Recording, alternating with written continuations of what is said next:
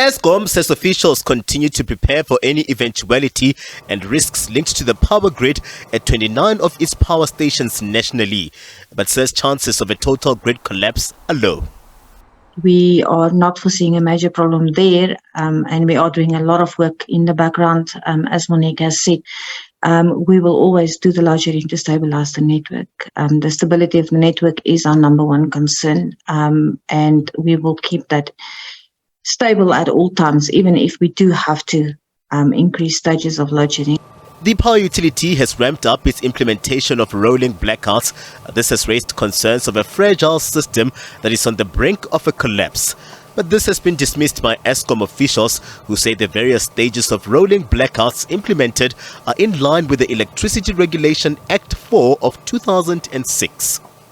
That stage 9 essentially would reflect 18 hours of load shedding in a 32-hour cycle. So it's 18 hours of load shedding in a 32-hour cycle. And then if you go on to the unlikely event of stage 16, it would reflect 24 hours of load shedding in a 32-hour cycle. Okay, so it's stage 16, 24-hour load shedding in a 32-hour cycle. As an NRS association, especially in the last year, we've been in very close contact with the system operator and national control. So we are very, very comfortable that those actions are taking place, and the risk of a blackout or a grid collapse because of those is absolutely minimized.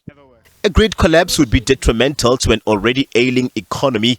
Experts estimate it would take up to 6 to 14 days to bring the country back online in the unlikely event of a grid collapse. We go into the higher stages of load shedding to stabilize the network when we cannot balance demand and supply. It does not mean that we are going to go into a grid collapse. It is not an unexpected event.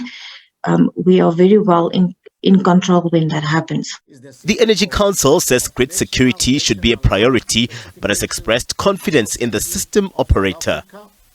As the Energy Council and having Eskom as a member, we have full confidence in the system operator.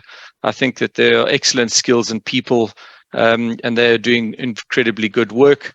Similarly, on the transmission side, we engage a lot with Eskom, and certainly through the head of transmission, Sekhamoko Skippers.